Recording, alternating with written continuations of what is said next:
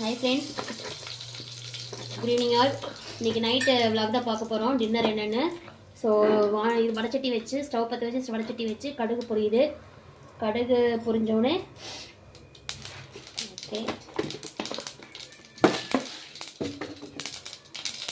கடலைப்பருப்பு போடுங்க.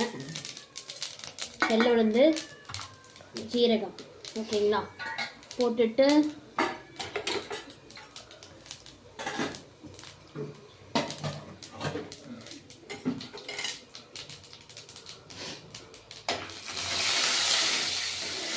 ஓகே கொஞ்சம் இந்த கடலைப்பருப்பு இதானோடனே வெங்காயம்லாம் போட்டுருங்க. வெங்காயம், பச்சை மிளகா, கொத்தமல்லி தழை, கருவேப்பிலை போட்டு நல்லா அறுத்து வச்சுருக்கேன் ஓகேங்களா. இது கொஞ்சம் நல்லா வணங்கட்டும். ஃப்ரெண்ட்ஸ் தேவையான அளவு உப்பு போடுங்க. உப்பு போட்டுட்டு வெங்காயம் நல்லா வணங்கிருச்சு, ஆஃப் பண்ணிவிட்டு இப்போ நம்ம வந்து மாவு கலக்கலாம் ஓகேங்களா. தண்ணி ஊற்றுங்க.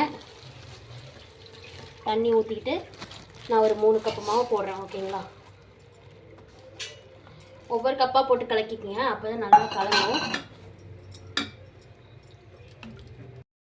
ஃப்ரெண்ட்ஸ் இப்போ பாருங்கள், அந்த மைதா மாவு உள்ள ஒரு 2 கப்பு போட்டு நல்லா கலந்துட்டேன். நல்லா தோசை பதத்துக்கு கொஞ்சம் தண்ணி இல்லாமல் கொஞ்சம் ஓரளவுக்கு கெட்டியாக உங்களுக்கு தெரியும் நினைக்கிற இந்த கன்சிஸ்டன்சி பார்த்துக்கோங்க. பார்த்துட்டு பண்ணிக்கோங்க. கல் காயுது ஓகே. இப்போ நம்ம ஊற்றிடலாம் ஓகேங்களா. இந்த தோசை உண்மையுமே சூப்பராக இருக்கும் ஃப்ரெண்ட்ஸ். இதுக்கு சட்னிலாம் தேவையில்லை. ஸோ நான் சட்னி எதுவும் செய்யலை. இது பார்த்திங்கன்னா காலையில் வச்ச பருப்பு இருக்குது, வேணா ஊற்றிக்குவோம், அப்படி இல்லைன்னா அப்படியே சாப்பிட்ருவோம். நீங்களும் ட்ரை பண்ணி பாருங்கள், சூப்பராக இருக்கும். பாருங்கள் நான் வந்து திரும்பி போட்டிருக்கேன் ஓகேங்களா. ஸோ கொஞ்சம் நல்லா கிறிஸ்பியாக வரட்டும்.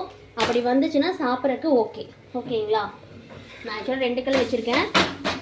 ஸோ ஆல்மோஸ்ட் இது ரெடி ஆகிட்டுருக்கு.